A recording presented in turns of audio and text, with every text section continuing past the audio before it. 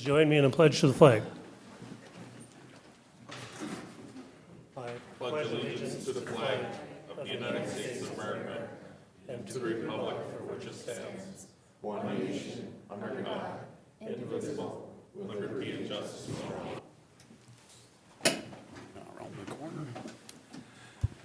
This is the meeting of the Morrison County Board of Adjustment. The board is made up of citizens from the 5 commissioner districts of the county. The purpose of this board is to review applications of property owners for relief from the strictest interpretation of the county ordinances. Our guidelines are established in state statutes, chapter 394.27, subsection 7. The decision made by this board is the result of whether or not a practical difficulty has been determined.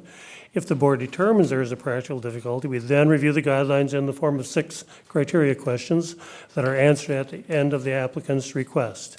A final decision is then made. Each request is evaluated on its own unique practical difficulty. Variances are granted to the land, not to the landowner. This board may, in addition, impose conditions in the granting of variances to ensure compliance. After your public hearing is complete, you may leave if you wish. Okay, we have 2 items on the agenda for this evening. The first item on the agenda is George and Beverly Cattleman, 31607 Lowry Circle, Cushing, Minnesota. The applications for a variance to expand a non-conforming structure and to place a building and a septic system within the road right-of-way, located in Scandia Valley on Lake Alec. Will the applicants please come forward?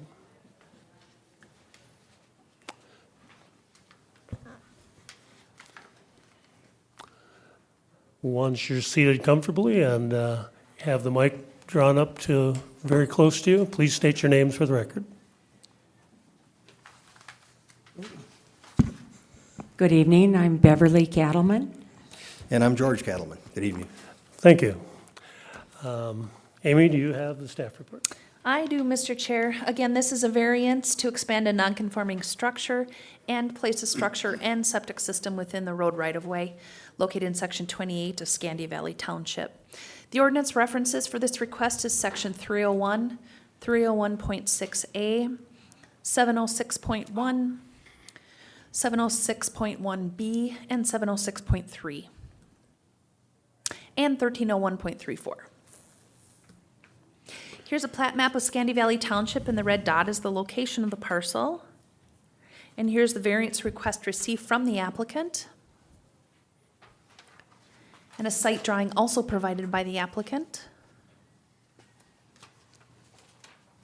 And then some site photos provided by the applicant.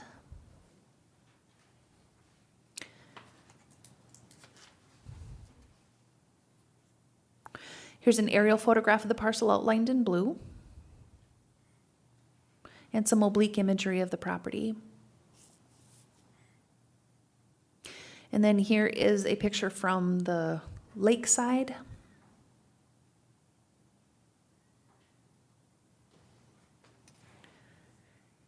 And then here are some site photographs taken at the viewing back in November.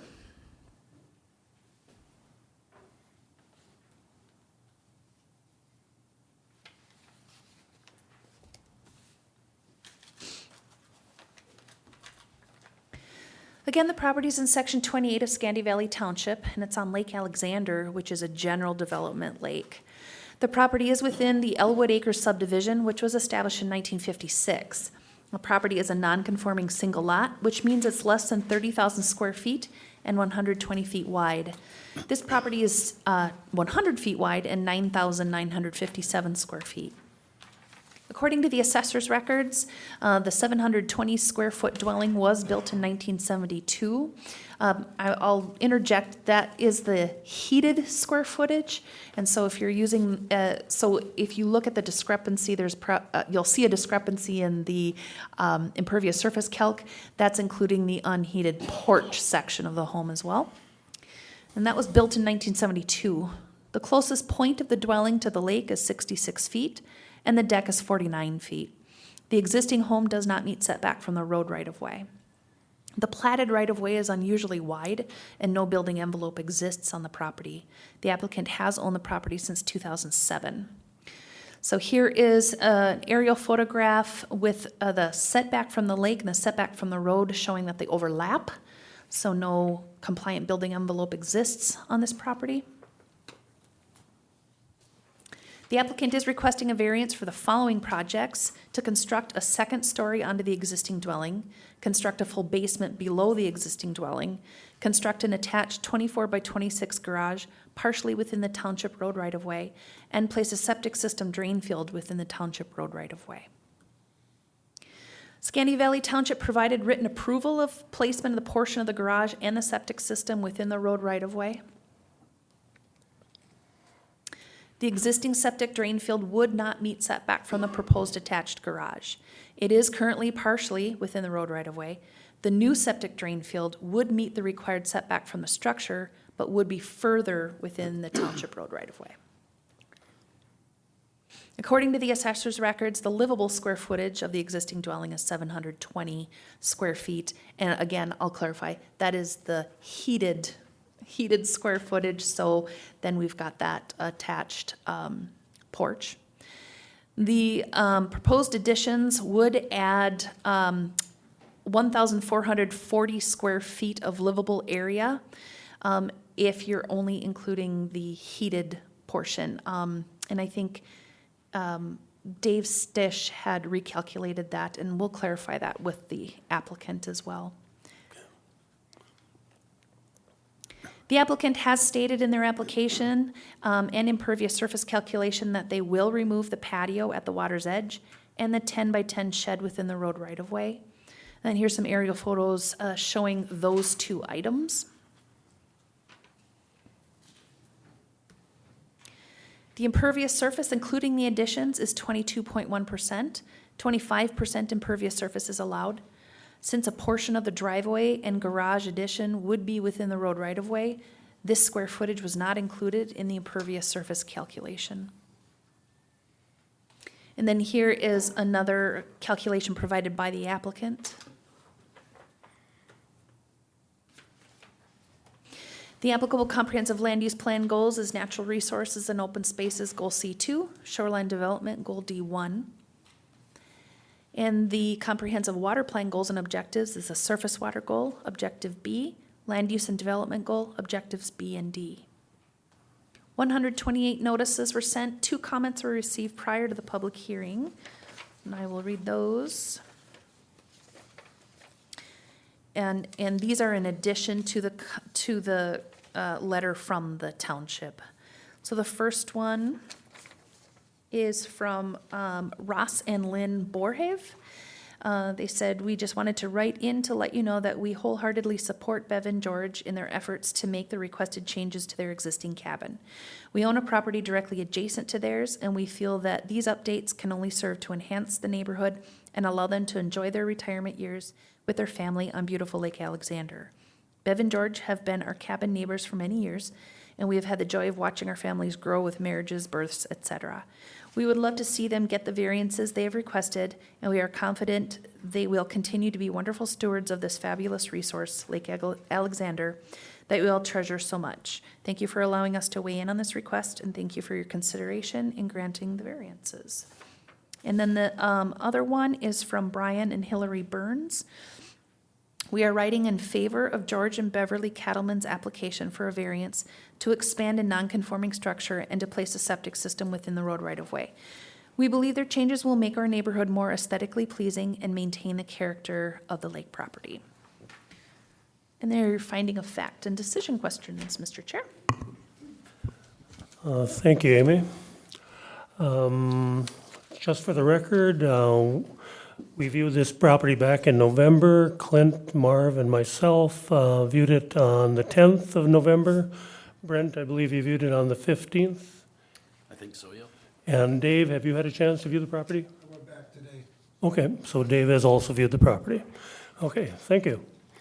I'm not sure if I should ask you to clarify something in the report, or if the applicant should, but the patio, removal of the patio. It's not in any of the drawings or the impervious surface, or it is included in the impervious surface calculation. It is included in the drawing, Mr. but in Chair, your staff report, it says it will be removed. so Mr. Chair, if you look on your screen, Okay? to the right, it's this patio that Oh, they're okay. removing, not the deck, I see. the patio, down Okay. at the water's edge. Thank you. And then the 10 by 10, And then, Mr. Chair, this shed right here. correct. Thank you. Yes. All right, thanks for clarifying that. You could have done that as well. All right, does the applicant have anything to add at this time? Nothing. We've had numerous discussions. The staff here has been great guiding us through this process. It's all new to us. And we're hoping to move forward with this project. It's a neighborhood. We enjoy it. We've got great neighbors. And it's, over the years, I got a friend that's now deceased. His name was George Day.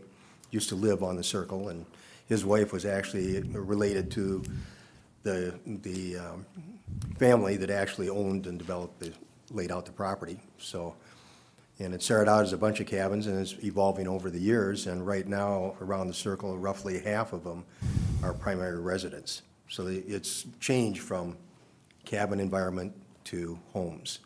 And that's where we want to take this to, is to a home that will be our primary residence. And that's why we're asking for the changes. Right now, it's a cabin, as you saw, and it's a few years ago, we had a storm come in and had quite a scare. We had to go to the neighbors.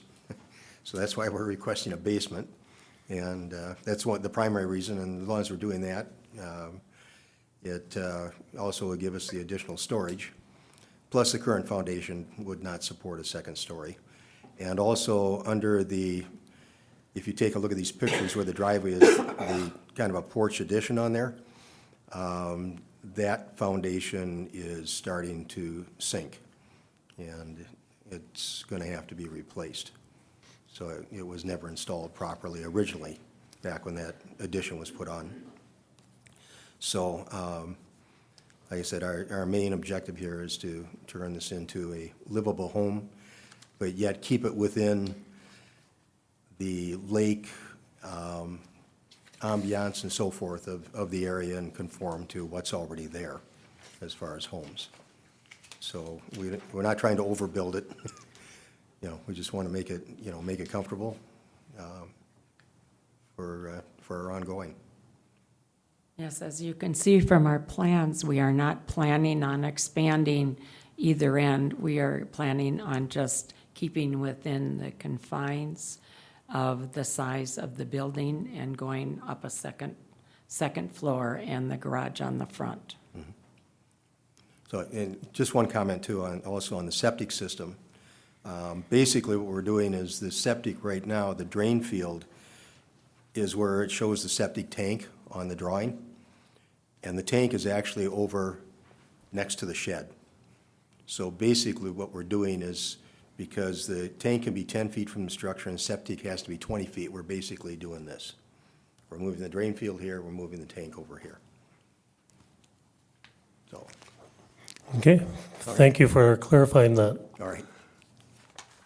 Okay, board members, do you have questions for the applicant or our staff?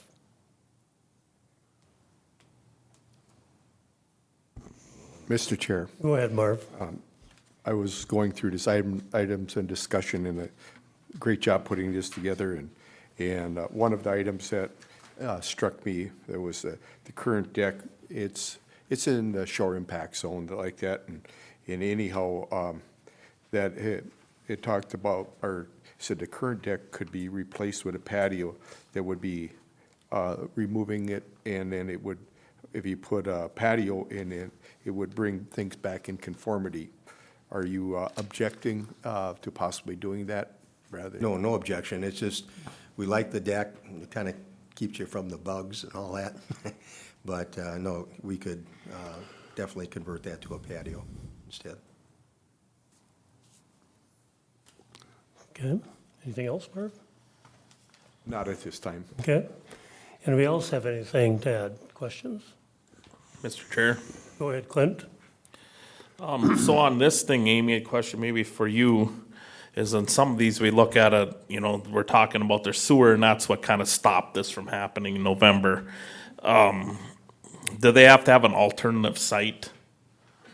You know, so how do we deal with that? That's my question, I guess. Mr. Chair, on newly created parcels, they need to show that they can get a type 1 system and then they have room for an alternative.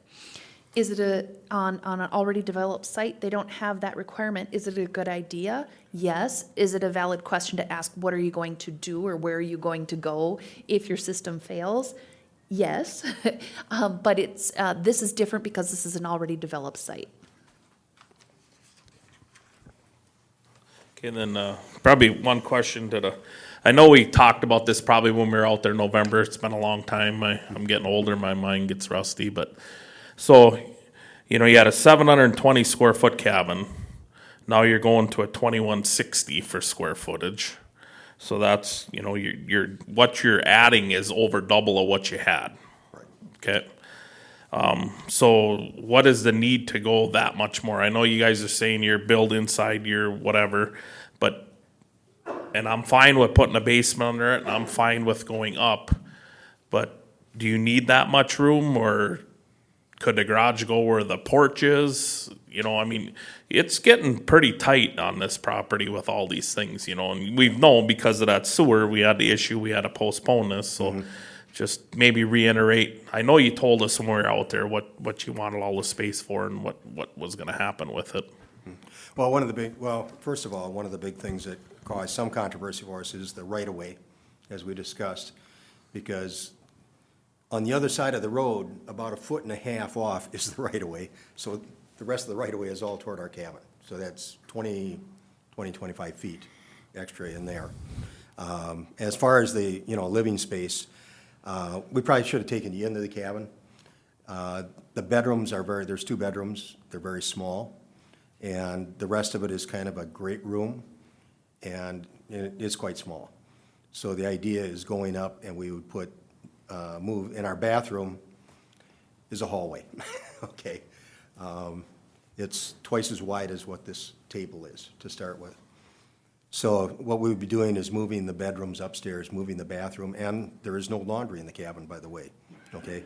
And then put a laundry upstairs. That would all go upstairs, and then downstairs would be your living room, kitchen, dining, et cetera, in that little over 1,000 square feet, okay? And then above the garage, that would be her workroom, kind of a, you know, great room for crafts, and also I do woodworking and so forth. But right now, that's kind of unplanned as we're going through this. But so by the time we got done, I think we're at about 2,200 square feet, something like that. So, but we're going to stay, you know, the main cabin itself, or the main building itself would stay within that same footprint. And then that additional space would be above the garage. I don't have nothing no more at this time, I guess. Okay. Mr. Chair? Thanks, Clint. Go ahead, Marv. I've got a few more things to add. I mean, I was waiting for a few comments, but this is a very small lot, 1/3 of a conforming lot, very small. And I'm all for compromise, and I appreciate some of the things you offered bringing forward, especially the impervious area, removing the patio there, which I agree with that, but man, that's trying to fit all this on that small lot.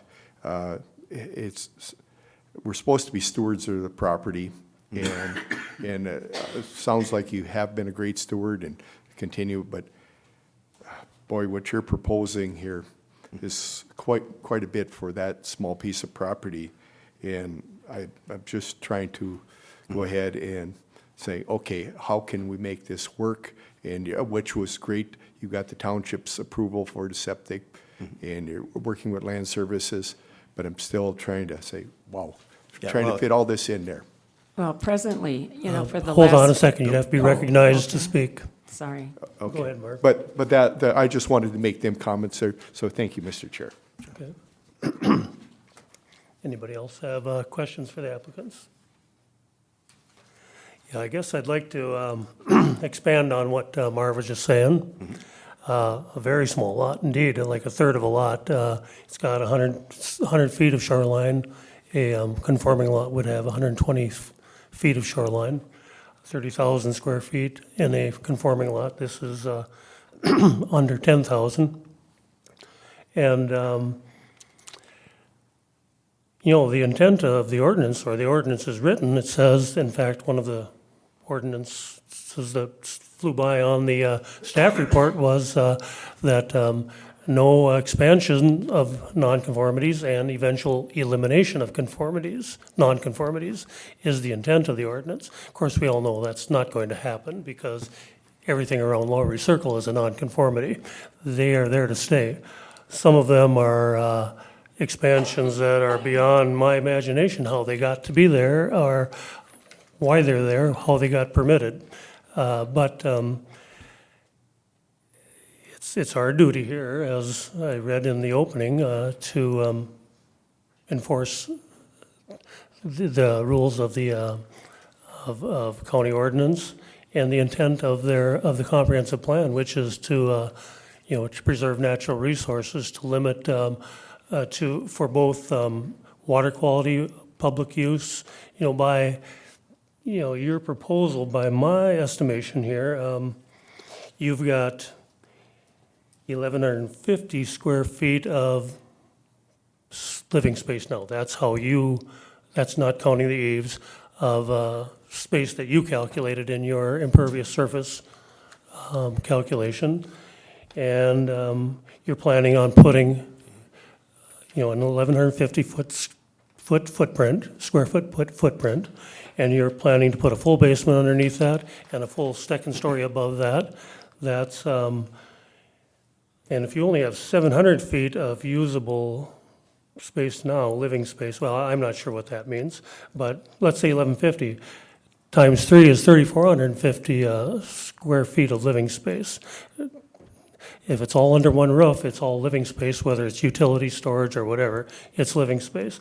I'd like to ask you, how many bedrooms are you planning in the new structure? Okay, ready to speak? Okay. I'm sorry. Sure. Okay. You could answer that question, or you've got the floor. Okay, first I'd like to, Mr. Trudle here, as far as, like I said, one thing that created, as we talked about when you were there, is the right-of-way pushed way into our property, okay? And then on top of that, too, connected to related to our property, we also own part of the parcel across the road, which calculates out to about 5,400 plus square feet. And that is attached to our property. If we sell the property, that goes with it. And nothing can be built on that. That's set up as I forget what you call it, but anyhow, it's like a refuge. You can't, it's owned by 16 of us, okay? And so that extends over into that property. So we do have additional square footage for, not impervious or whatever, just, that's added to the property.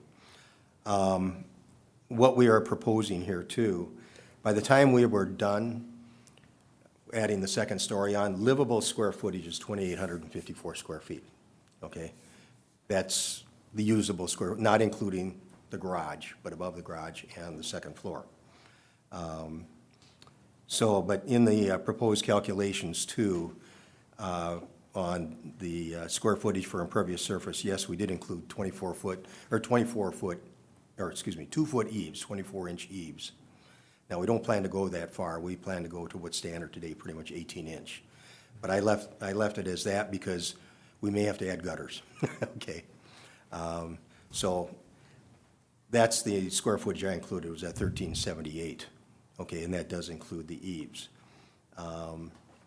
So, like I said, by the time we're all done, and it would be 2 bedrooms, bath upstairs. On the first floor, there would be just a half bath, for the kids when they come in swimming or whatever.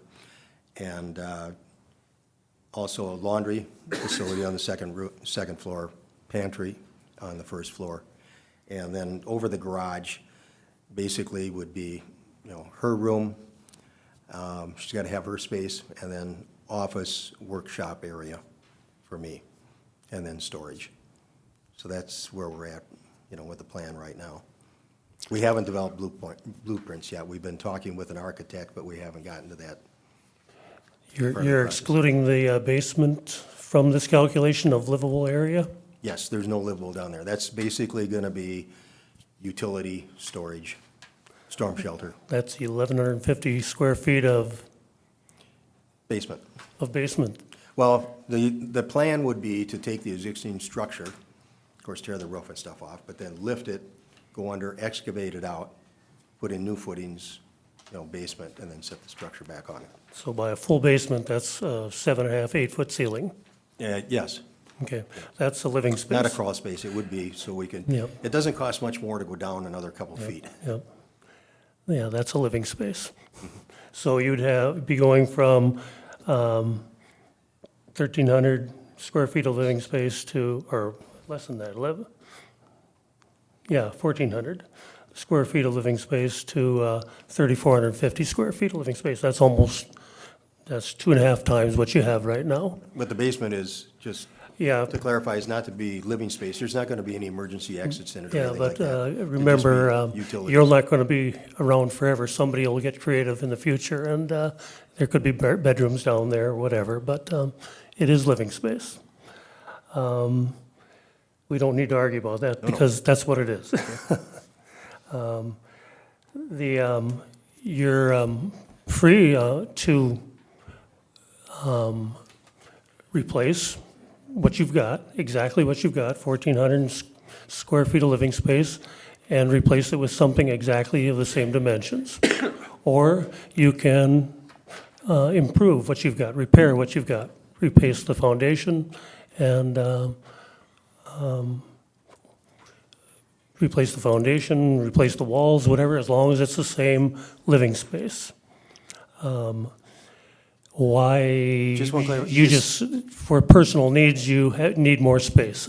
Well, first of all, you said 1,400 square feet, right now it's 1,115 square feet, Okay, okay? Of space, which, like I said, I wish I would've taken you inside, you could see. We tried to make it, we took out part of a wall, put in double doors and so forth, tried to make it more open space. But the two bedrooms are 11 by 11, with small bifold closets. The bathroom, like I said, is twice as wide as this. It's got a tub and a small sink in it. And our utilities are all on the first floor. Our water heater and all that's basically in a closet. Okay, there is absolutely, no real storage inside, no laundry room. And we're just trying to make this into a home versus a cabin, which it was initially built as, and that's what we bought it, that's what it's been, as a cabin. And we remodeled the inside extensively, trying to utilize more space, but to live there would be tough. Underneath is a crawl space, and you couldn't live there year-round. And again, there's no laundry in the cabin. So we want to turn this into our primary residence, as many of the other ones around the neighborhood have. Amy, if you could perhaps bring up this slide. You bet. I assume these are your calculations? Yes, Okay.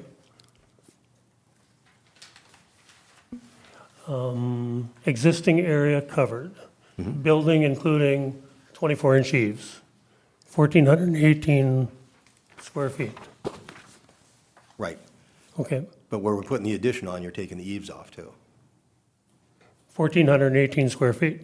So you could replace that exactly and have 1,418 square feet of living space. Less the eaves, of course. Less eaves, it's 1115. Okay. All right, If you take the 2-foot eaves off all around. okay. All right. Thanks for clarifying that. You're welcome. Thank you. Mr. Chair, being we're kind of talking about this, I have a question with the dimensions. Excuse me? I have a question on the dimensions, Yes, being go we're on ahead. this slide. Okay, on your impervious surface calculation here, you got your garage is 28 by 26. Is that correct? 24 by 26. Okay, because you got in your calculations for your on your impervious surface, you have 28 by 26. I see on the drawing it's 24 by 26. So that's, that's quite a bit of difference from 7, but whatever. Well, which one are you looking at? You looking at this one that the slide is up No, there? your impervious surface. You have 28 by 26. Your drawing of the building, you have 24 by 26. That's why I just want to clarify what the size of the garage is. It's 24 by 26. Okay. I'm sorry. And then I also see that you took 40% off for the right of way. Why is that? Cause so if it's 24 by 26, it's 624 square feet of impervious surface. 40 square feet. Okay, that's 40 square feet of the structure will be on the right-of-way, not on my property, but on the right-of-way. That's why I took that off.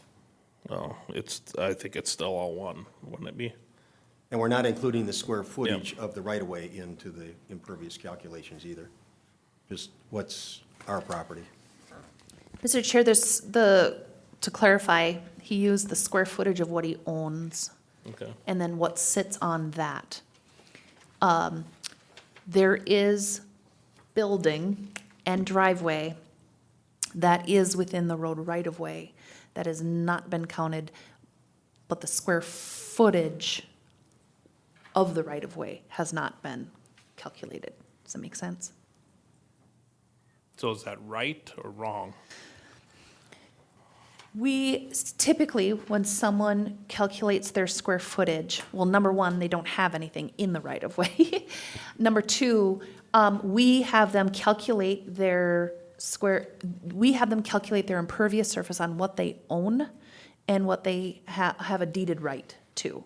And so that's why the square footage of what they own is what we use. So it's consistent with how every other applicant has done that. Okay, clear it up for me. I'm all done, Mr. Chair. Yep, thank you. That was a good place to go. Yep, and you're right, the applicant does not own the right-of-way, but he intends to build in it. Okay. Any other questions? We ready for public input? Okay, is there any public input at this time? If there is, go up to the microphone, state your name for the record, and give your comment.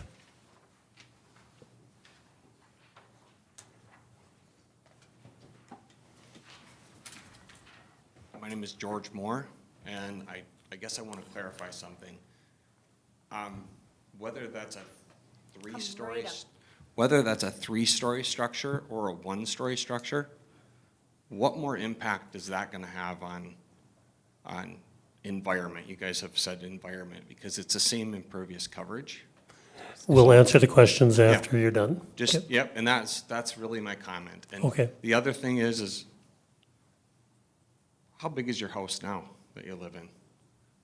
We've got a home in Burnsville, and Sir, we'll answer that my- question my- later also. I guess my Rather than you having a my- discussion with the applicant. My comment is this. I look at people trying to relocate up here, going from a seasonal place and going to basically retire in their lake place, spend money in our county, pay taxes, do all the things that they're doing. It's not that they're trying to get way over impervious coverage. It's just my opinion. I just wanted to state I wasn't here really for this, but I'm in real estate. I see it all the time, and I'm in favor of them. So. Okay, thank you. Okay, is there anybody else that would like to comment? Are there any other public comments? I'll ask one more time. Any other input from the public? If no further input, we'll close this part of the meeting to public input, and we'll get back to our questions. A couple of questions that he had. If we could answer those? Sure. Mr. Chair, the first question was, what what impact on the environment would a 3-story versus a 1-story home have since it's not adding impervious surface? When we look at impact to the environment, it's more than just impervious surface. It's the number of bedrooms, the number of people, the usage of the shoreline with that many people, septic capacity, and essentially just usage and pressures on the lake. So the building itself may not add, but if you go from 1,100 square feet to 3,300 square feet, you naturally can accommodate a lot more people, a lot more showers, a lot more septic usage, a lot more usage of that lake. So that's what that goes to. It really goes more, it's more of a collective density for the resource. And then, I think that was the only question. Yeah, there was a comment on square footage, but we've already clarified that, 1,100 square feet.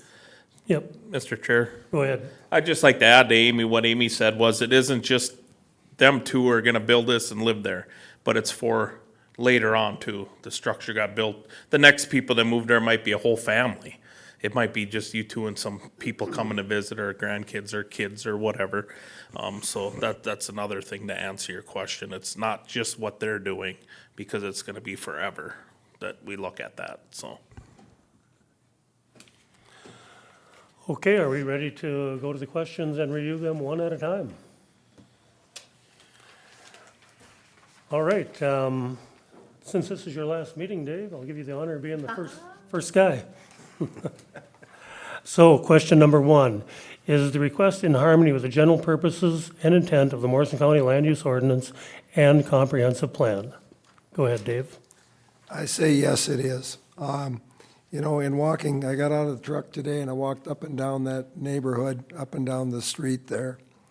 And, you know, for us to start with that property, you know, by denying this variance request would be inconsistent with the rest of the neighborhood.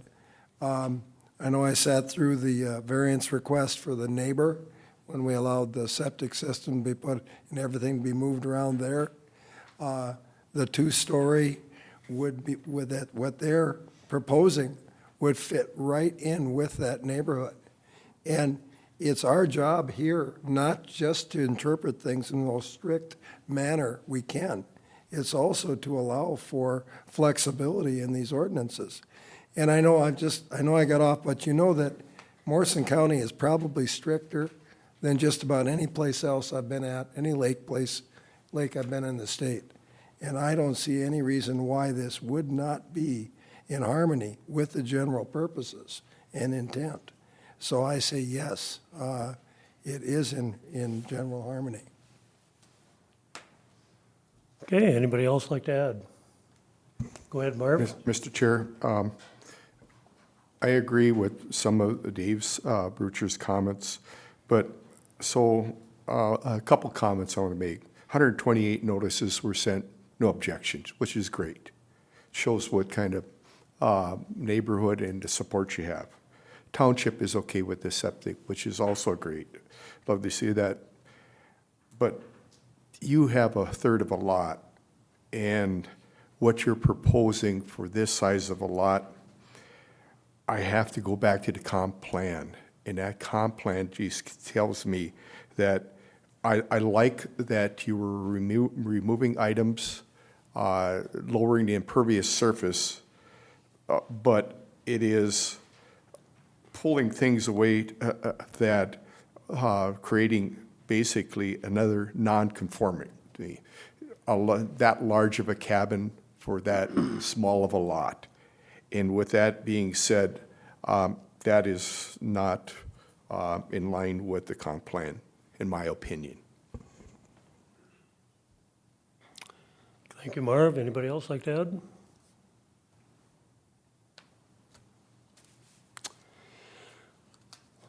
Of course, I need to comment on this. Again, it's 1/3 of a lot. It's got 100 feet of shoreline, not 120. It does not have a building envelope because of the size of the lot. Looking around the neighborhood, The only advantage most of the neighboring lots have is that they do have building envelopes, that they're longer lots. They're not necessarily much bigger. Some are a little bit bigger, others are not. When this whole Lowry Circle was plotted out, you're right, it was intended for cabins, seasonal cabins. Now they're all turning to year-round cabins. And all of them need, in order to expand, I shouldn't say all, most of them, in order to expand or to build something, are going to need a variance. I'm not sure how much of this construction was done and how they, if they received variances or if they didn't, but it seems pretty atrocious, the size of some of the structures in your neighborhood. And now we're looking for one more on, one of the smallest lots in Lowry Circle, one with, that doesn't meet any setbacks, and is proposing to expand, and not give up very much. I didn't see any proposal of removing your deck, getting farther away from, the lake with the house, perhaps consider moving the septic tank to another spot, perhaps incorporating the garage into the house so that you'd have a smaller footprint. As Amy stated in her explanation of 3 stories versus 1, this triples the use of this property on a one-third of a lot. You're asking for everything that a full lot would have probably the right to have because it'd meet all setbacks on 1/3 of a lot. It does not meet the intent of ordinance, which is to protect natural resources, protect the public's use and enjoyment of natural resources, water quality, which is affected by these very intense uses of property, like you see in Lowry Circle. Comment time is over for you. Okay? Oh, I can't, okay, I'm sorry. No. All right, so that's my comment on number 1. Anybody else on question number 1? Is the request in harmony with the general purposes and intent of Morrison County Land Use Ordinance and Comp Plan? Okay. Number 2, is the applicant proposing to use the property in a reasonable manner not permitted by land use ordinances? Marv? I want to comment, it's an absolutely beautiful lot. And you comment about the sunrise and everything else, and yeah, what you have there, and you can rebuild or whatever. But to build basically 3 times of what you have there is not in a reasonable manner, in my opinion. Anybody else like to add to that?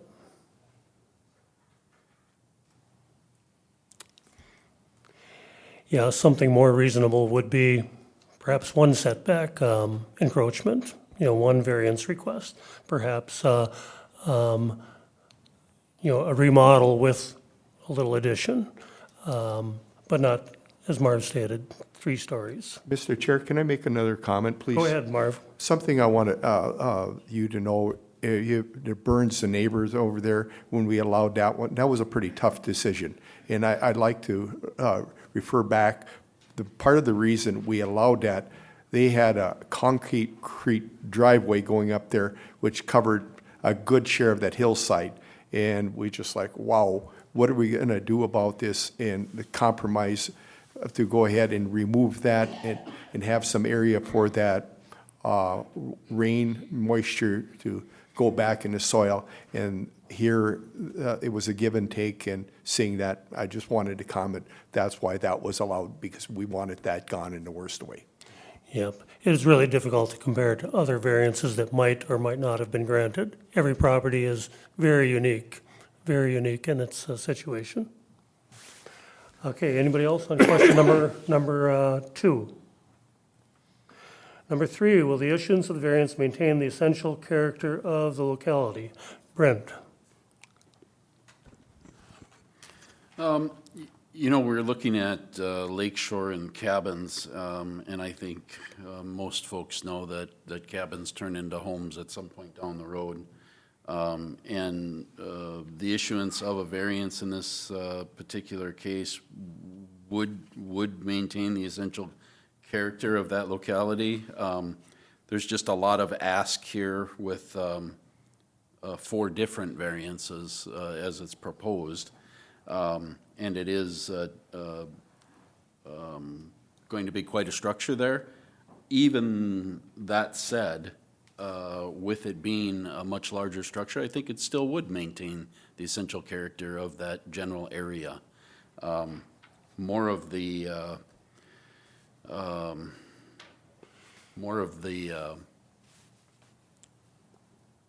building structure is towards the road rather than towards the lake, which is nice to see in that area. That would maintain that essential character there. It's not going to maintain it on the other side, however. So there is, a double-edged sword there. I guess that would be my comment. Thank you. Other comments on essential character of the neighborhood?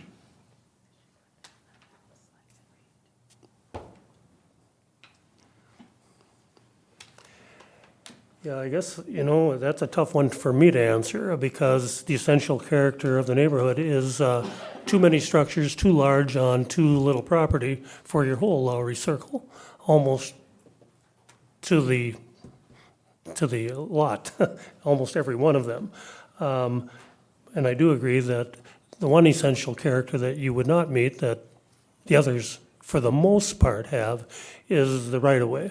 Not only they mostly maintain the right-of-way setback, but you're proposing to build in the right-of-way, a fairly large portion of your project in the right-of-way. Even though you have good neighbors on all 3 sides of you that commented, the one best neighbor is your township, who says that's okay. Building in the right-of-way is, as you pointed out, not on your property. It's township right-of-way, and isn't even in your impervious surface calculation. So I would have to say that removes it from maintaining essential character. Anybody else on question number 3? Question number 4, is the alleged practical difficulty due to circumstances unique to the property? And that one starts with me. I'm going to go to the applicant's answer to that question. Yes, the size and shape of the property due to the 30-foot right-of-way offset toward our cabin from the edge of the road. That is the applicant's stated practical difficulty. You do need relief because of that. And you have relief in your present structure. You don't meet the setback to the right-of-way. But your proposal is within the right-of-way. That's a much different story. The right-of-way is unique to your property, but it's really the size of your lot, which is too small, much too small to accommodate your proposal. Unique circumstances aren't unique to your specific needs. They are unique to your property. So I find it difficult I found it impossible to find a practical difficulty here. Anybody else want to add to question number 4? Mr. Chair. Go ahead, Clint. If I was going to find a practical difficulty, I'd probably say that what was kind of said before and kind of discussed a little bit is, this whole area was just designed for cabins, just lake cabins. And the times have changed and everybody's turning them into lake homes. So if that's a big stretch, but that would probably be my practical difficulty is just the times have changed compared to what it was originally intended for way back when it was platted out and what the new uses are for. That's a stretch, but that's about the only direction I would try to go towards. Okay, anybody else? Number 5, is the need for the variance created by actions other than the landowner or prior landowners? Clint, you get to start this one. It's gonna kind of contradict what I just said, but I'd say no. It's created by the landowner, I guess. They wanna, make it a livable for year-round, to their standards. So I think, what not meeting the setbacks and all them things, the reason we're here today is because they want to add on to the structure and, make it bigger, more livable for them. I totally can see where they'd wanna do that, but I think that it's the actions that, it's them, they wanna do it. I can't see where, it was from anybody else prior to them or the other landowners. Okay, anybody else like to add to that? Okay, number 6, does the alleged practical difficulty involve more than just economic considerations? Dave? Back to me? Yeah, that'd be you. Yep. Yeah, you bet. I get twice tonight. Yes, it does involve more than just economic considerations. That there's no other economic way for them to increase the livability of that site. And again, I think I'm going to step off just a little bit on the environmental concerns. The difference in water quality in residential lakes or lakes like this the DNR can find no difference in water quality for depending on the intensity of the Lake Minnetonka or Gull Lake as compared to our Morrison County lakes. There's no difference in water quality. So there's no real scientific justification for denying them this variance. And so, again, it does involve more than just economics. So I'm going to say yes.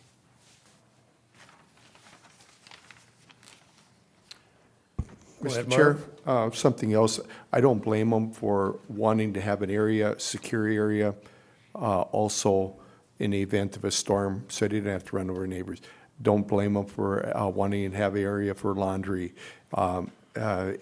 So, yeah, they're considering much more in economics. But as it was stated a few times, what you're asking for and this small of a piece of property is just a little bit too much. Anybody else? Yeah, I think this is all about money. This is it's difficult to find lake lots. They're expensive. The applicant is really trying to meet all of their personal needs on this small lot. And we can't use personal needs as something other than economic considerations. That is an economic consideration. I think it's all about getting what they want on this property, cheaper in a better location. I understand they love their location, than they would get by buying something more suited to their needs. You got to remember, they have the right to maintain what they've got, to rebuild exactly what they've got. They also could come in with an application that tried to meet the lakeside setbacks, could meet the state lakeside setbacks, and only need a setback from the right-of-way variance.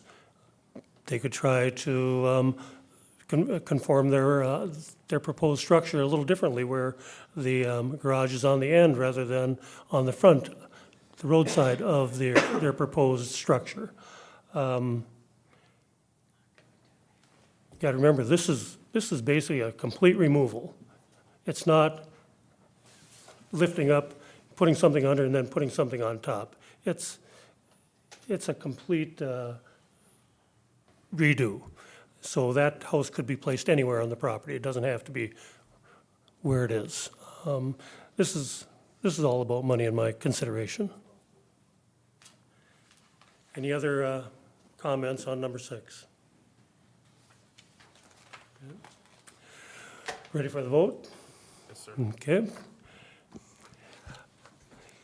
Is the request in harmony with the general purposes and intent of the Morrison County Land Use Ordinance and Comprehensive Plan? Dave, Brucher, Yes. Marv, No. Brent, Yes. myself is no. Clint? No. Clint?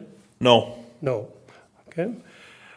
Number 2, is the applicant proposing to use the property in a reasonable manner not permitted by the land use ordinance? Marv? No. Brent? Yes. Myself is no. Clint? No. And Dave? Yes. Brucher? Yes.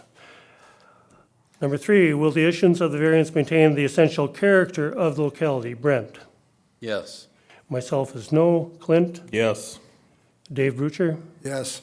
And Marv? Yes. Number 4, is the alleged practical difficulty due to circumstances unique to the property? Myself, the answer is no. Clint? Yes. Dave Brucher? Yes. Marv? No. And Brent? No. Number 5, is the need for the variance created by actions other than the landowner or prior landowners? Starting with Clint? No. Dave Brucher? Yes. Marv? No. Brent? No. And myself is no. Number 6, does the alleged practical difficulty involve more than just economic considerations? Starting with Dave? Yes. Brucher? Yes. Okay. Marv? Yes. Brent? Yes. Myself is no. Clint? Yes. Okay, question number 6 was to the affirmative, and question number 3 to the affirmative. The rest were all answered no. Is that how your tabulation is? Okay. Mr. Chair, I'd like to make a motion to deny this variance. Okay, I'll second that motion. Is there any discussion on that motion? If there's no discussion, we'll proceed to vote by roll call vote. All in favor say aye, all opposed say nay.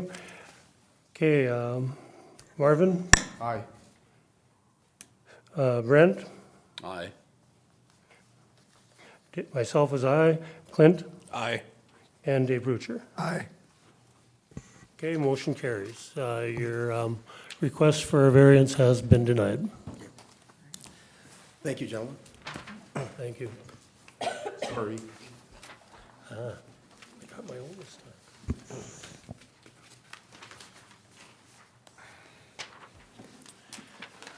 Okay, the next applicant.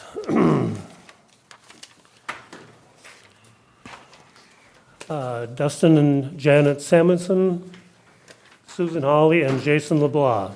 If you'd come forward and find a good bus space by the mic and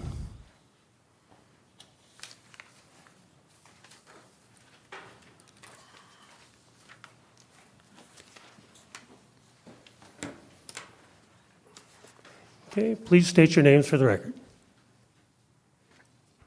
My name is Susan Hawley. My name is George Moore. All right, this is an application for a variance to construct a dwelling within the setbacks to the road and the Mississippi River, located in Bellevue Township. Amy, thank you. Yes, Mr. Chair. You just stated what the variance is for, so I'm just going to jump into the ordinance reference, and that's section F, point 1 of the Mississippi Headwaters Board Standards. And then Morrison County Ordinance 706.1B. And then here's a plat map of Bellevue Township, and the red dot is the location of the parcel. And then here's the variance request received from the applicant. And then a site drawing also provided by the applicant. And then here's an aerial photograph of the parcel outlined in blue, and then some oblique imagery of the area and the parcel. And then here is another aerial with the elevation contours. Again, this property is in Section 6 of Bellevue Township, and it is on the Mississippi River and within the Oak Lawn subdivision, which was established in 1962. It is a non-conforming single lot, which means it's less than 5 acres and 330 feet wide. This property is 100 feet wide and 17,533 square feet. The applicant, is it Holly or Holly? Holly. Holly and LeBlanc would like to purchase this property from Simonsons. The first Mississippi Headwaters Board standards went into effect in 1981. The required setback from the river is 150 feet, and the shore impact zone is the first 100 feet from the river. The applicant is requesting the following variances: to construct a dwelling 110 feet from the Mississippi River, which is a 40-foot encroachment into the required setback, and then also to construct that dwelling 30 feet from the county road right-of-way, which is an encroachment of 10 feet into the required setback. You'll notice those have been changed, and that was based on the original ask. And then after receiving a comment from the county engineer, they've amended their request. So again, the county engineer provided comment regarding the 20-foot encroachment into the setback from the right-of-way. The applicant was made aware of that comment and has confirmed that they can and will respect those wishes and will maintain a 10-foot encroachment into the setback rather than the originally requested 20-foot encroachment. A septic system designer has been on site and has located an area on the lot where a standard septic system can be installed and will meet all setbacks. A compliant building envelope does not exist on this property. The setback from the river is taken from 2 locations due to the inlet on the northeast side of the property. Here's another aerial photograph, and you can see that river setback gets taken from 2 different places, and they overlap. The proposed impervious surface calculation is 21.2%, and 25% impervious surface is allowed. The neighborhood consists of many non-conforming structures. Many were built prior to land use controls or have been granted variances in the past. And here is the aerial photo of that subdivision outlined in red, and then the respective structure setbacks from the river. The applicable comprehensive land use plan goals is natural resources and open spaces, goal C2, shoreline development, goal D1. And then the comprehensive water plan goals and objectives is a surface water goal, objective B, land use and development goal, objectives B and D. 62 notices were sent, 2 comments were received prior to the public hearing. One was from Tim Terrell, who is the Mississippi Headwaters Board Director. He stated, "My comments on this parcel is that the Morrison County Board of Adjustment allow the owners to construct a dwelling in the building envelope between the 150-foot ordinary high water mark setback from the Mississippi River and the road right-of-way setback." And the other one is from the county engineer, which I believe I forwarded to you, but I will read it to you. I recommend maintaining a 30-foot setback from the road right-of-way for the proposed structure. Doing a brief corridor review, I did not find any structures that encroach within these limits. By allowing this variance, we would create a nonconformity through the corridor. Additional concerns include maintenance activities along the structure may encroach into the highway right-of-way. County Road 258 Hilton Road is a 55-mile-per-hour highway that utilizes the full width of the right-of-way. Highway right-of-ways provide a needed easement to allow utilities to provide services to residents, snow and drainage storage, and highway safety. The 30-foot setback is intended to protect the right-of-way and provide occupants a safe buffer from this area. So with that, there are your finding of fact and decision questions, Mr. Chair. Okay, before we start, viewings. I was out yesterday afternoon. Have other board members had a chance to view the property? Marv? I was out there on the 22nd. Okay, I was there today. okay, I did not get a chance to view it today. I was there yesterday before you, Dave. okay. Thank you. So we've had a chance to view the property. And the stakes were very helpful and clearly marked your proposal.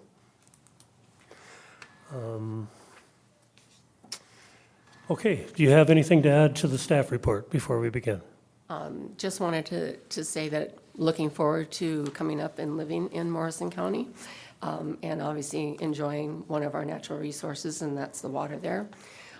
For me, and the other name that's mentioned here is my son, and we are looking to build this structure together, a transition home for myself and a future home for him.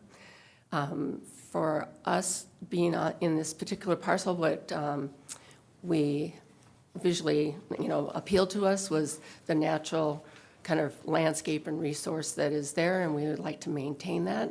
I'm a gardener, and I really look forward to making that an environment that people can come in and see what was naturally there and enjoy it in that state. I'm not looking to remove anything that is not necessary.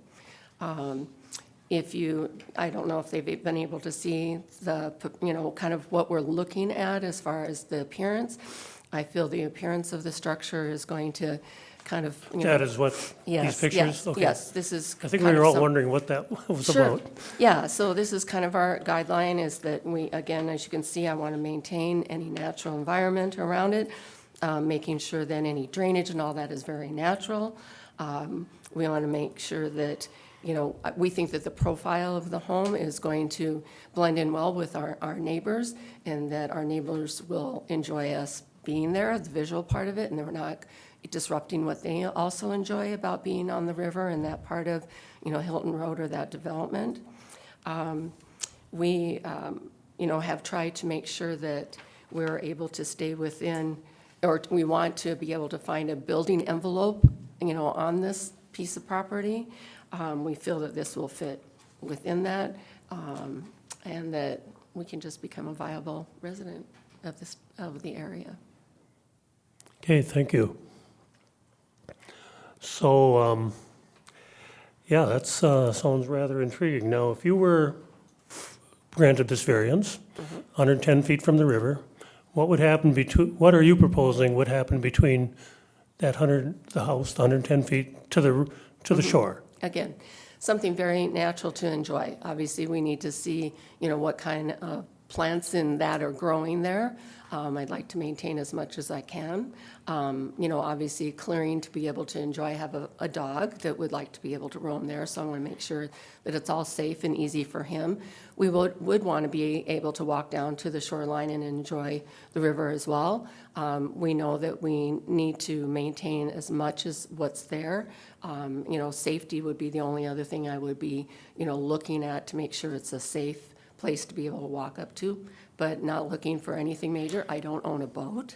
Probably will own a kayak at some time in the future. So again, just to be able to enjoy it in its natural state, simple dock to go down and sit, watch the sunset, and maybe take off in my kayak. So that 110 feet from your house to the river, how much lawn would you have? I'd like to have very little.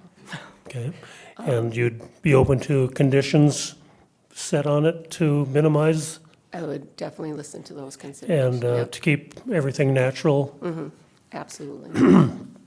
Okay. I'm getting kind of ahead of the game here, but I just wanted to clarify what you were Yes. stating. Yeah. And personally, I agree, that is a beautiful, small, Yes, it's very beautiful, quaint. small lot. Yes.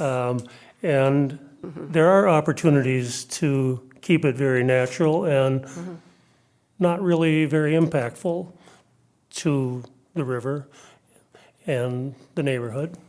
So, that said, that proposal intrigues me a bit. At the same time, it is a small lot. It It has is, 100 yes. feet of shoreline. Yep. Mississippi Headwaters is 350 feet of shoreline, or 330 feet of shoreline. Morrison County is 120 feet of shoreline. And Morrison County is 30,000 square feet for a lot. You have 17.5, just over half a lot. Correct. Mississippi Headwaters is 5 acres. And the fact that there is no building envelope on the property is something we haven't seen Correct. And I know that in it's- proposals. Right, and I know that in the, the development of this particular, is it Oak Lawn or whatever, I'm sure that at the time, they felt that they were all buildable lots until eventually, any kind of restrictions and that came along through the years. So, everybody intended to be able to enjoy, as they are plotted, so. Yeah, so this is a legal non-conforming lot, so if you could meet setbacks, you could build there, even if it was this small, Yes, but you can't. okay. Now, comparing this to, no, that's by both Mississippi Headwater standards and I think probably by Morrison County standards. If this were a lot this size and conformation, say on the Platte River, how much of a setback would be required from the river? I think it's 100 feet. It'll vary by the classification of the river. Generally, river setbacks are a little bit farther than lake setbacks. So they would vary anywhere between, I think, 150 to 200 feet, depending on the river classification. Okay, yeah. I thought it was 100 feet in our area. I can look on the map. Like I said, it'll vary by the river classification.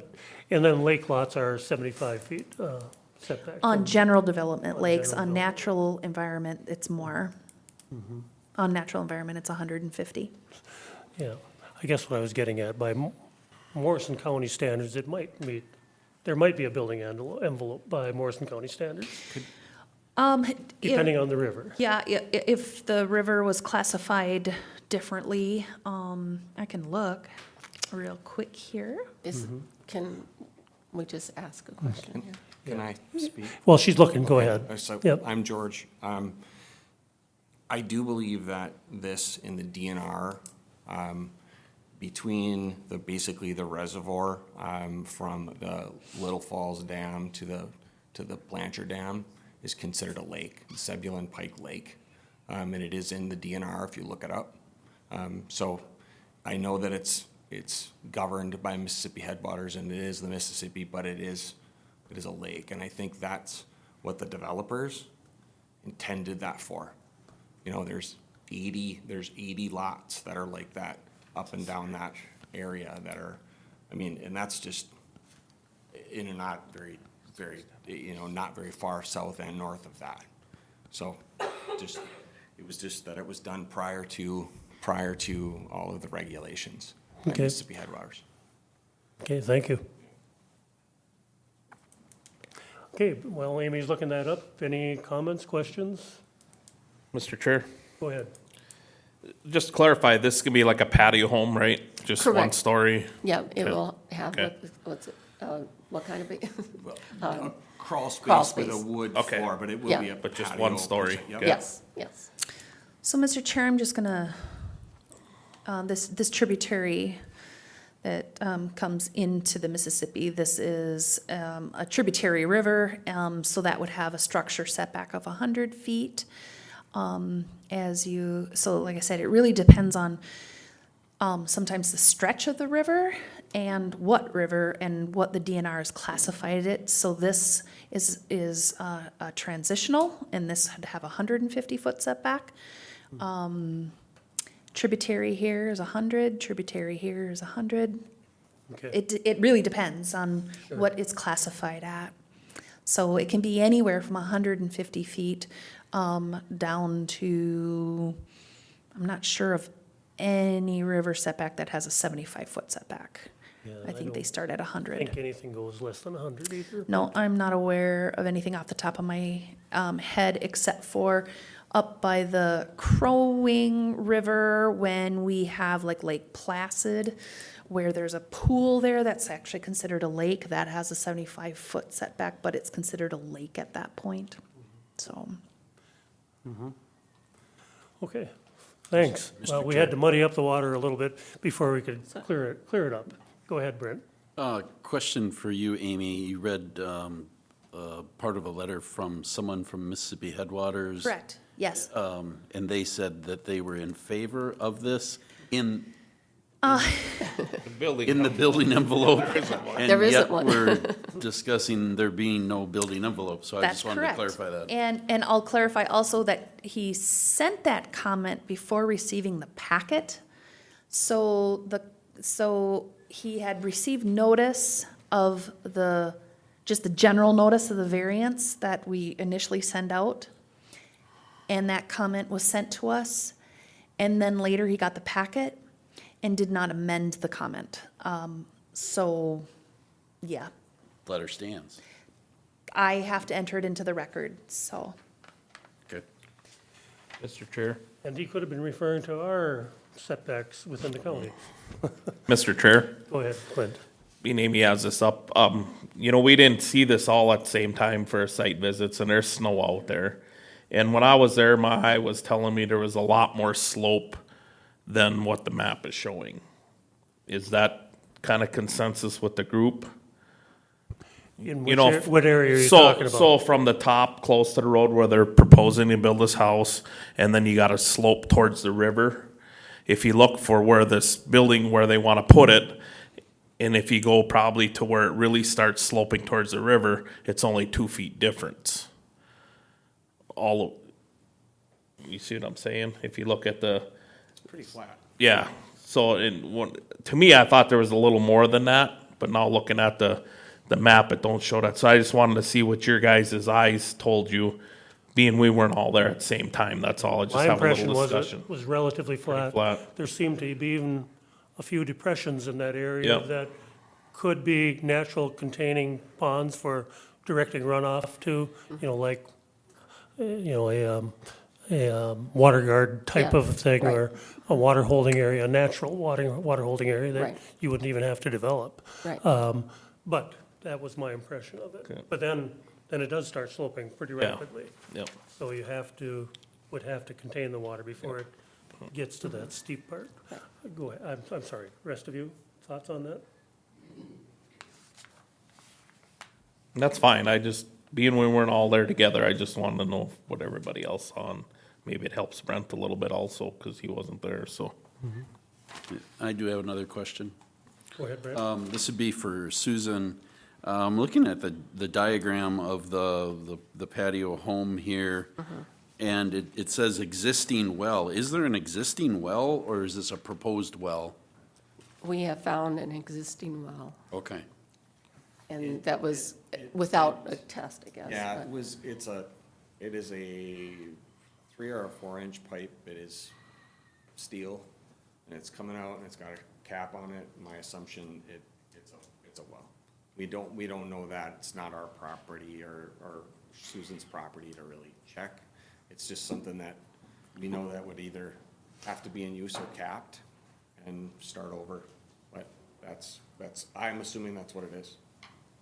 And the follow-up to that, maybe Amy, do we know of there ever being an existing structure here before? Why would there have been a well? Mr. Chair, great question. I'm not aware of any development that has happened on this lot, and I'm not sure if there has, obviously, I don't know if there's been any research into if it's, if the seller has done a well disclosure on the lot? No, they haven't done anything, and I even went back into Minnesota and tried to look and see if there was any wells or anything, and nothing was Yes, found. so, and we don't regulate, Point, can you clarify that? I'm the current owner of the lot. Back in the 60s, when these lots were developed, Perhaps you better go up to the mic so we can hear you.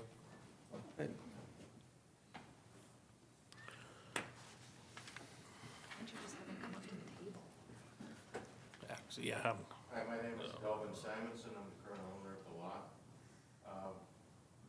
When we bought the lot back in the late 1990s, the previous owner had bought the lot when it was initially established in the 1960s. They were gonna build a structure on the lot, they put in a foundation. Apparently, they said they were gonna drill a well. I think the pipe we had seen is probably going down about 10 feet, I don't think it's an active well. And I believe they started putting a septic in, there's a septic tank located on the property. Started putting the structure up bad storm came along, the walls caved in on the structure, knocking the blocks down. At that point, they stopped the construction. Nothing's been done on that lot since then. Thanks for clarifying that. Okay, any other questions?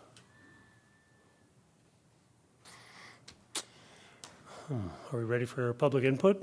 Could I just, last Sure. comment, I just want to make sure that in the, kind of the sketch of the property and the proposed layout of the home, that you are aware that with the, the engineer's input, you know, to the setback from the road, that we are going to change that garage, right? That it's going to come back 10 feet, and we'll just take it along the front of the house, so we meet the requirement that he suggested for setback. So you're applying for 10 feet of, You're at, instead of 20. instead of 20. Okay, I think everybody understands that. Okay, Mr. Chair, I want to make a comment, if you guys recollect back, and we allowed a variance here not too long ago at Zebulon Shores, and we really struggled with this one, and we allowed them, it was 125 feet at that time, if it and everyone is considered individually, but here you're asking for 110, and trying to, and there was a building envelope on that one where there isn't on this, just as a reminder where we're at. Yep, thank you, Marv. So, are we ready for public input? Okay, we'll open up the meeting to public input at this time. If you have something to add, go up to the microphone, state your name for the record. Hi, I don't know if we were gonna write a letter, but, so I don't know if I can stand here with them, because this is, Well, make sure you're talking right into the microphone. this is from the both of us, and so instead of writing a letter. Your names again? Carrie Hunter and Bob Hunter. Thank you. Yes, we got the letter in the mail. We just wanted to come and share our thoughts on the neighboring properties. You know, at this point, looking at all the numbers, and some of this will be repeating what we've already seen, you know, we do believe the variance is inconsistent with the intent of the Morrison County Land Use Ordinance, the way it's written. And we request that it be denied for the following reasons. Again, some of this is going to be a repeat, but we know it's a 175-foot lot. 150 feet is the current requirement. 30-foot right away from the road, obviously, again, to repeat, no building envelope exists as is. Have a strong assumption that these regulations were put in place to be consistent with both the Morrison County as well as the Mississippi Headwaters land use ordinances. Additionally, we have some concerns regarding the percentage of impervious surface, which was brought up. You know, there is a small creek on the one side. I'm not sure about the elevation in terms of where the house would be placed. In addition to obviously the flow towards Mississippi, we've got a couple different areas that could flow in that direction. Also, our understanding that the lot is pending and as such does not represent any sort of economic hardship for the buyer as is today. I guess lastly, heard the comments that keep it very natural. We still believe getting down to the water would be pretty disruptive to the natural habitat that exists in terms of trying to get down to that dock. It's very steep in that general area. So based on those material details, we would request the variance be denied for the lot the way it is. So, thank you. I would just like to add that in with upholding the Morrison County regulations, we purchased our property just a few years ago, and we looked at this property next door, and we looked at the setbacks, and we looked at where the building envelope was. I've contacted the county numerous times, just inquiring if somebody could build there, and she said, well, I was informed they would need multiple variances. Therefore, it made the property more desirable to us as neighbors, knowing it could not be built on, knowing that the county put these ordinances into place for a reason, and they wouldn't just probably grant variances without really good cause. Thank you. Thank you. Thank you.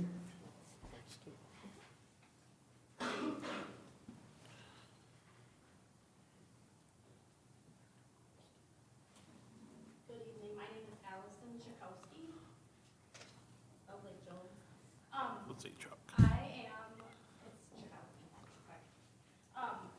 the landowner to the south of the property, and we went through this years ago with the other landowner on the opposite side of us, and it was granted, and they were told that they could only have so much impervious coverage or whatever. I'm not, that's my terminology, and I'm certainly not prepared because I forgot this was tonight, but, so they built this house right on top of us, and then one weekend, like a Memorial Day weekend, all of a sudden on a Friday night, they have someone coming to install a cement driveway that's big.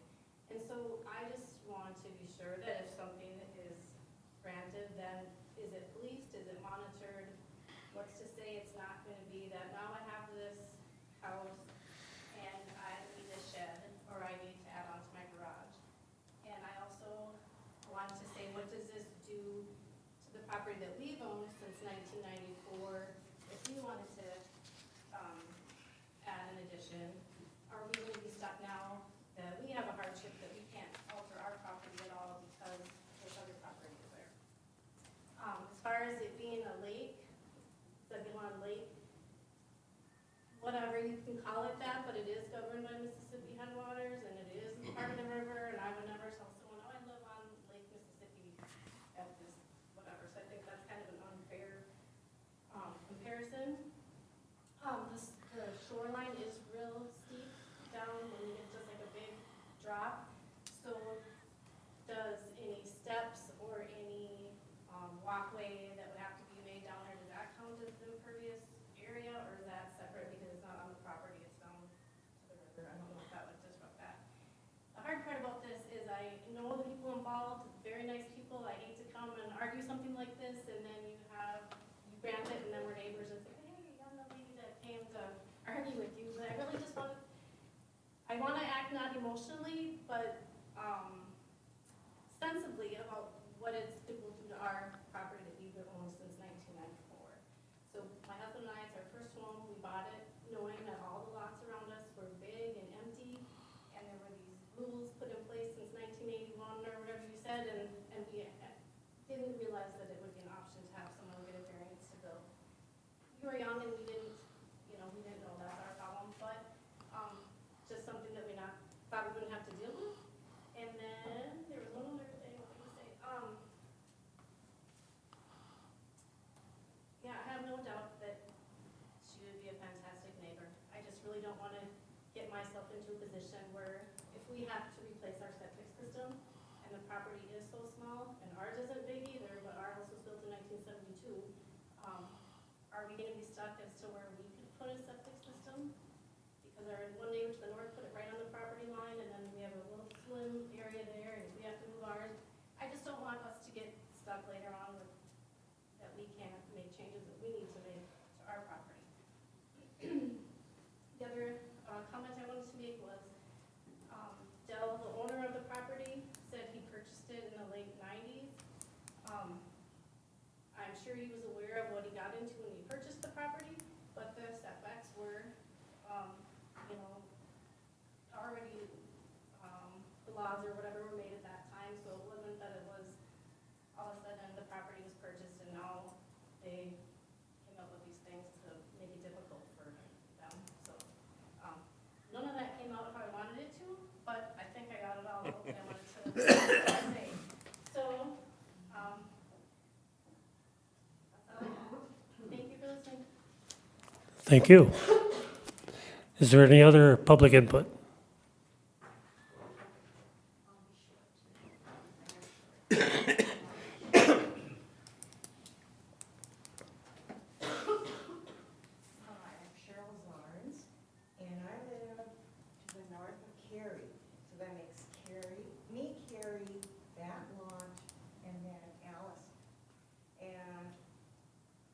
Seeing how the neighbor to the south of Allison, when he got that variance, how it just crunched up next to her, and it made that area very undesirable looking.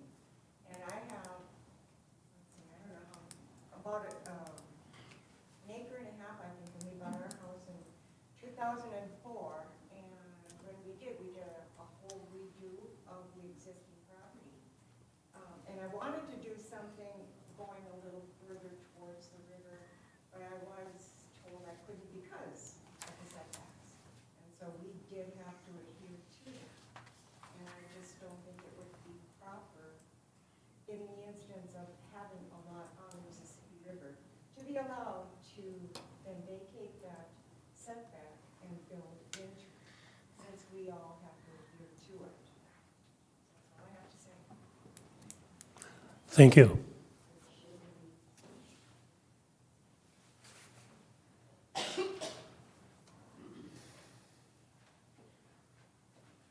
Hello, I'm Bill Samuelson, second time up here.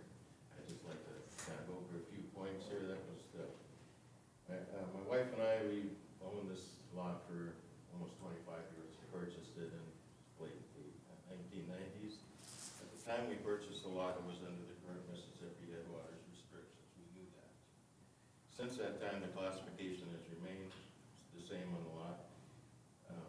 We were told, okay, at the time we purchased the lot, Morrison County classified it as a buildable lot with approved variance. That's why we bought it, because they said we could build on it once we got the variances approved. Since that time, that classification has not changed. And we've been taxed on it as a buildable lot and property taxes for almost, 25 years here. At the time we purchased our lot, Lot 2, which is our lot, and Lot 4 were the only lots in that oak lawn that did not have current existing houses on it. And if you pull up the slide,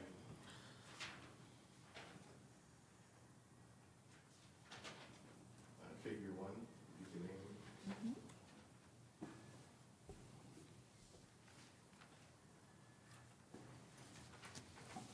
Okay, since the time we purchased our lot, Lot 2, somebody purchased Lot 4. Morrison County Board of Adjustments, down Mississippi Headwaters, did approve a building on that lot with a setback of, I believe, 67 feet. I believe if you look at the statistics, the house that they built was larger than the one that they're requesting to build right now.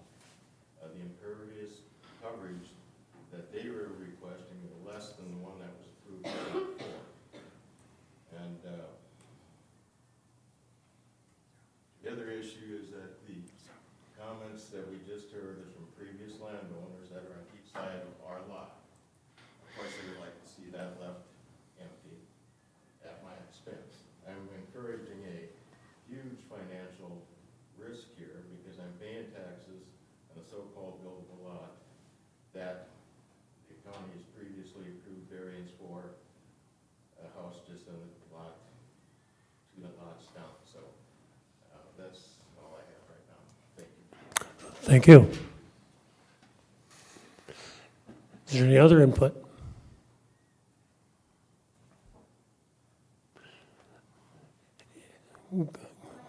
Sure, go ahead.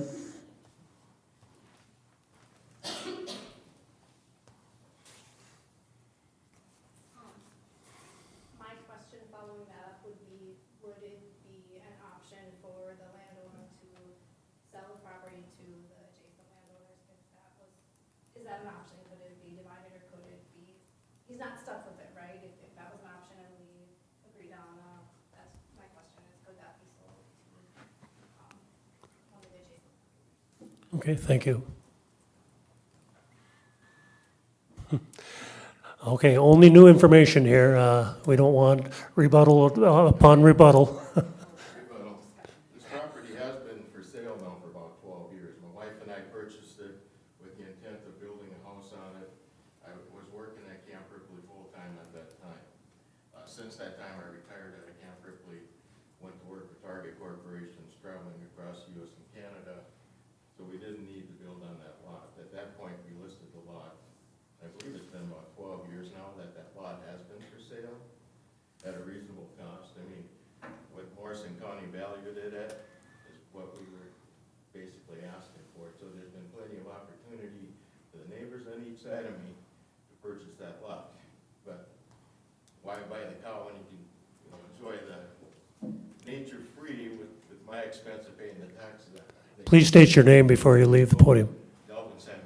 Thank you. We needed that a third time. Okay, any other public input? Any other public input? If there's no further public input, we'll close the meeting to public input at this time. Okay, we're back to the questions. Mr. Chair? Yes. I think in those comments, there were some questions, and so I can certainly circle back Please to do. address Thank you. those. The one question was, if this variance is granted, how would it impact adjacent property and the ability to expand or anything like that? Couple of things.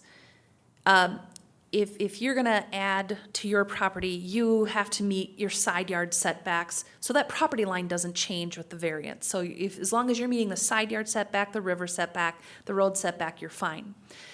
Where it does come into play is as properties on either side of you get developed, with your septic system, their septic systems do need to meet setbacks from all wells. So depending on where, if a new well is drilled, then consideration for that well and setback from that well would be taken into consideration, just as it would the neighbor on your other side and your own well, to site a new a replacement septic system. Access to the river is allowed. Everyone who has property that fronts water is allowed a 4-foot wide access. It can be stairway, lift, or landing. So that is a permittable thing.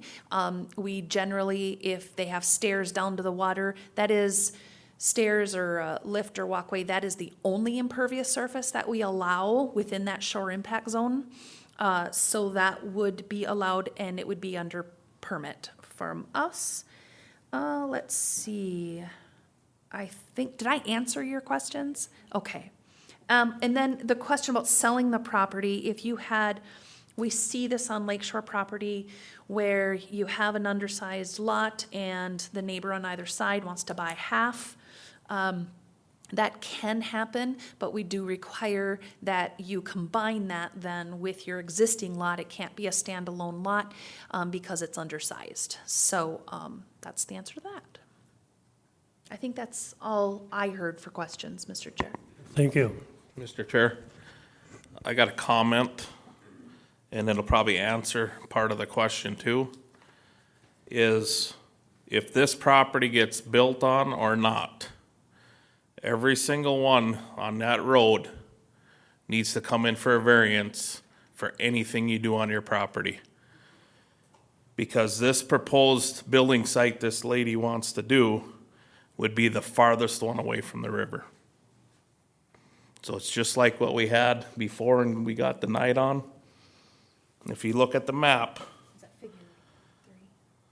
we got one that's 27 feet away. Every single one of these houses along this river are not only too close, they're all in the shore impact zone. This one is out of the impact zone, but it's not met setback. So just something to think about. Thank you, Clint. Anybody else? I guess we're ready for the questions.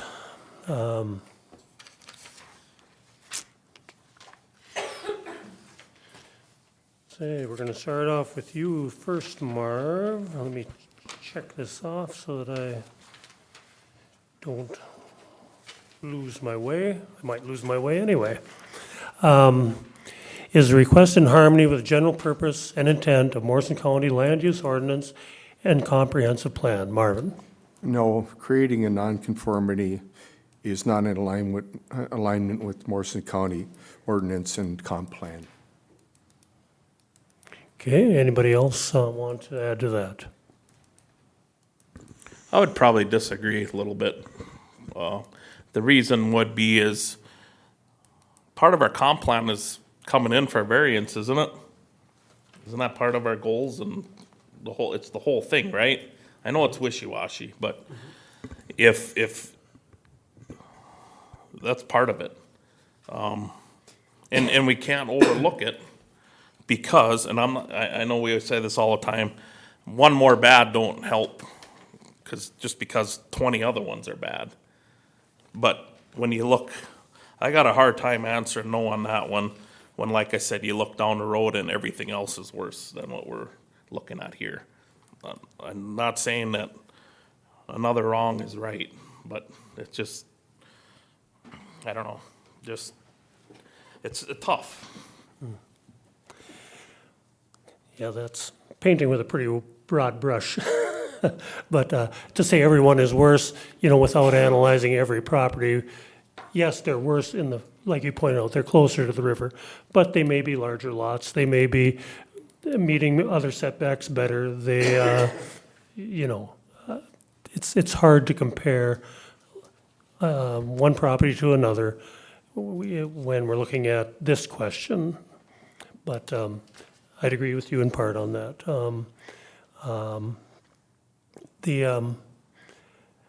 Yeah, Marv's right. We're not into making nonconformities where there are none, other than it's a nonconforming lot already. At the same time, if this lot were located on the Platte River or on a lake shore, they probably would have a building envelope and wouldn't even be in here for a variance. So does it meet the intent and purposes of Morrison County land use ordinance and comprehensive plan? Yes and no.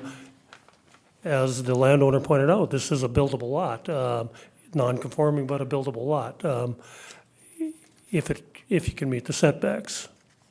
So to a certain extent, it meets the intent of Morrison County land use ordinance and comp plan.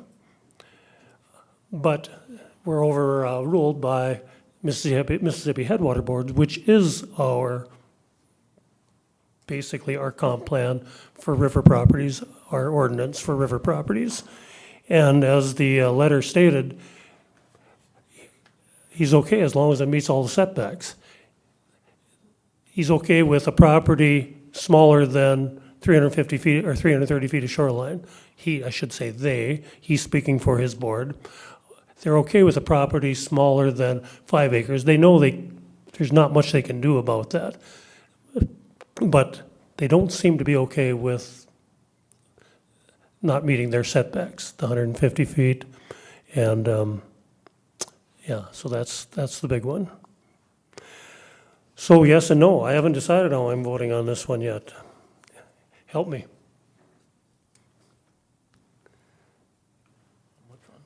Brent? Yeah. The first one yet? Yeah, I'm still on the first one. Just leave it alone for a while. I'll wake you up. It's gotta salt. Pardon me? Move on to number 2. I guess so. No more input on number 1. All right. Number 2 is the applicant proposing to use the property in a reasonable manner not permitted by land use ordinance. Brent?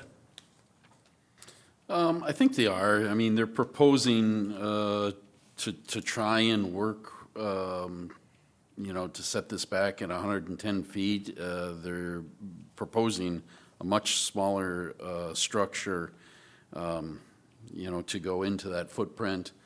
There is no building envelope, but I think, it was originally designed as a lot to be built on, and as evidenced by the current owner. Somebody did try to build there at one point, so, the idea was to build there.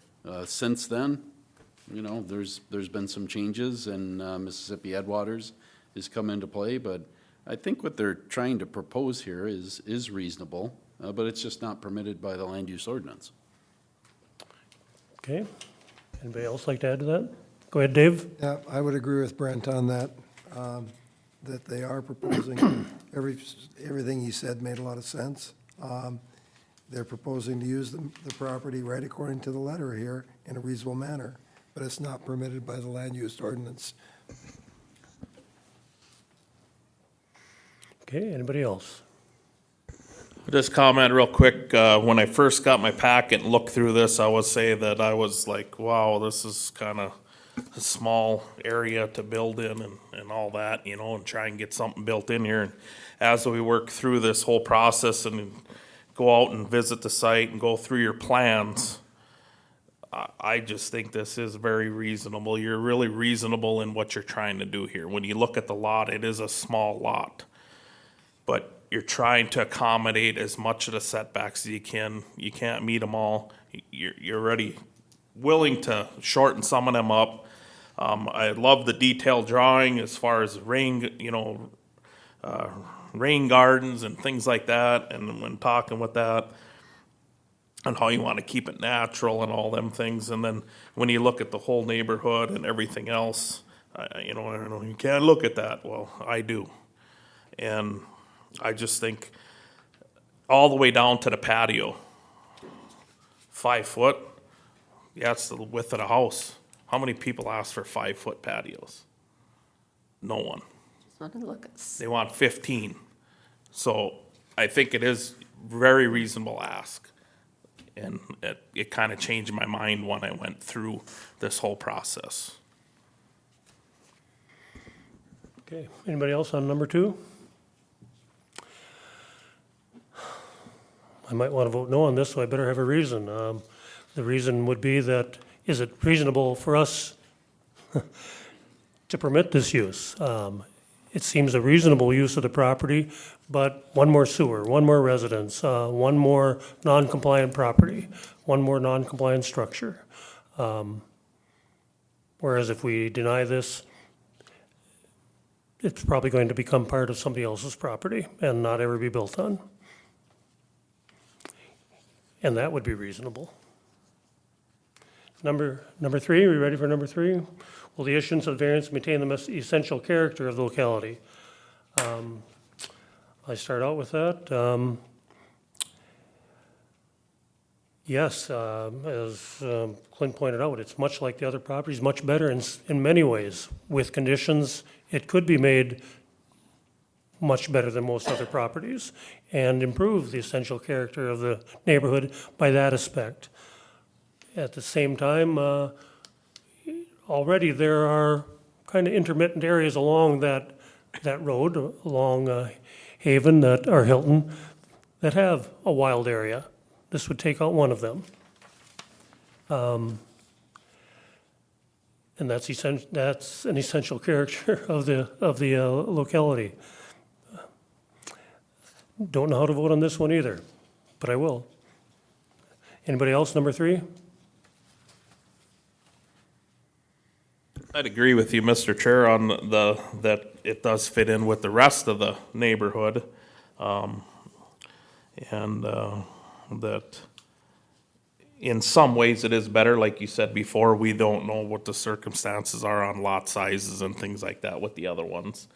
But, I think one of our biggest hiccups always is the distance from water, no matter if it's the river, a lake. That's what we always talk about, argue about, the shore impact zones, the setbacks and all that. And it's just, you could almost answer no, because it's farther back. That's sarcastically, but you know what I'm saying. So I do think that it maintains the essential character of the locality. I just think it fits right in there. Anybody else on number 3? Off to number 4, is the alleged practical difficulty due to circumstances unique to the property? Clint? Why do you always give me this one? Your lucky day. So I would say, the practical difficulty here is they have the lot is a buildable lot without a building envelope.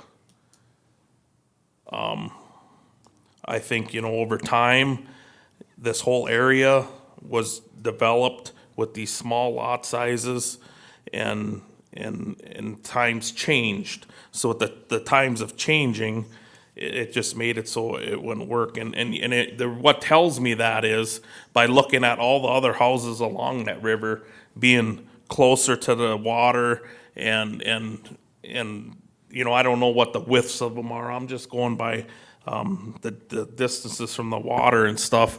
They were all created to be built upon. And ordinances change, time changes, uses change. I think that's, if I was to come up with a practical difficulty, that's what I'm gonna say. Okay, anybody else on question number 4?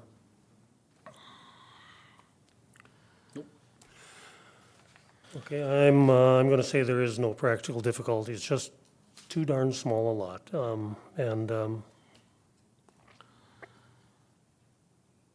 doesn't meet the setbacks. I can't find a practical difficulty.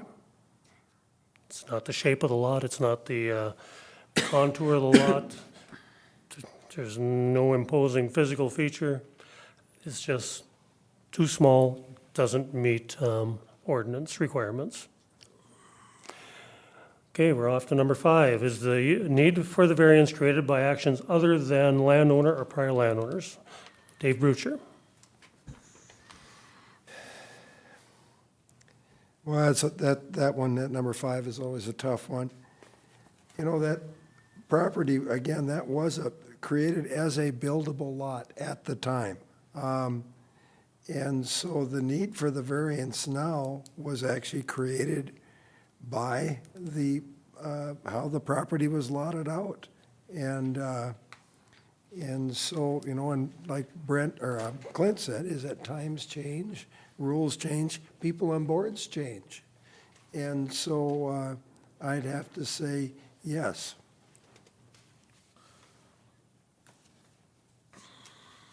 Okay, anybody else on number 5?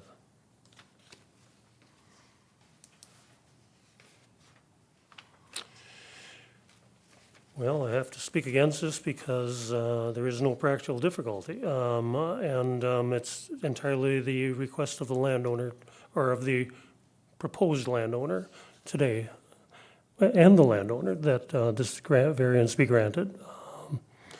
There's no buildable lot, so it is by their actions that the need for the variance here today. Okay. Ready for number 6? Does the alleged practical difficulty involve more than just economic considerations? Marvin? Well, I believe majority of this is economical, and part of the reason I'll state it. It's a small and basically labeled as a non-buildable without a variance, which makes a lot very economical in today's times, because lots on the river and lake are not cheap. But does it involve more than economics? Yes, you've been thinking about a few things, talking about the home, where the placement of the home, keeping things natural. So you're thinking about more things than just economics, which I appreciate. Okay, anybody else on number 6? I appreciate what Marv said. The way he started out, I wasn't so sure, but he came up with a good conclusion in the end, and I think it's something that bears being in the record. Thank you. Okay, thank you. Anybody else on number 6? Okay, we're ready to vote.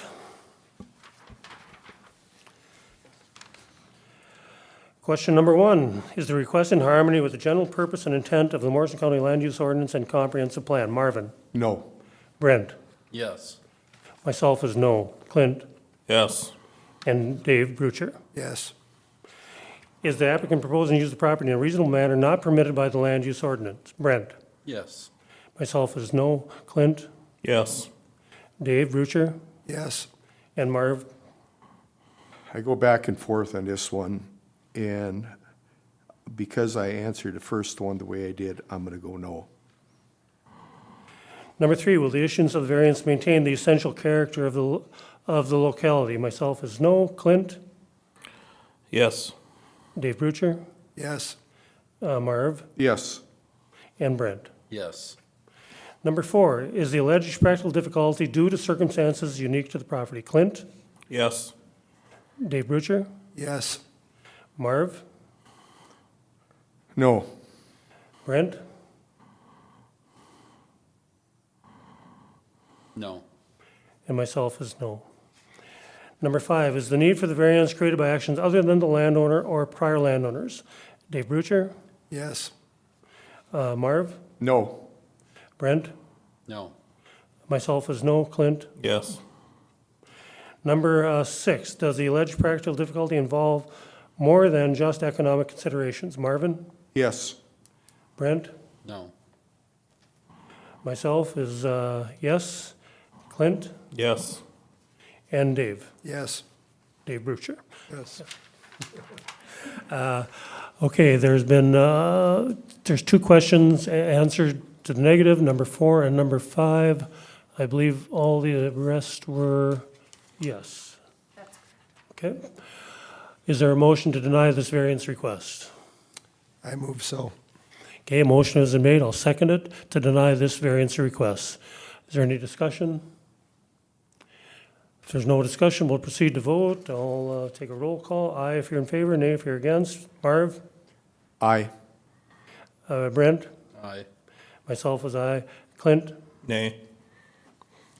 And Dave Brucher. Aye. Okay, motion carries. Your variance request is denied.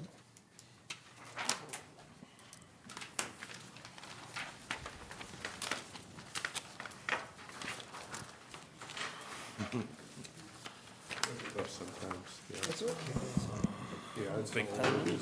Okay, thank you. Next item of business is the minutes of the previous meeting. Is there a motion to accept? I'd make that motion. Mr. Chair, I don't know if Sharon rewrote things because way they were first presented, they weren't in that one we voted on. I don't know, did we get another copy, Sharon? I did not. What was fixed was that Oh, for Daniel way back. Alonson.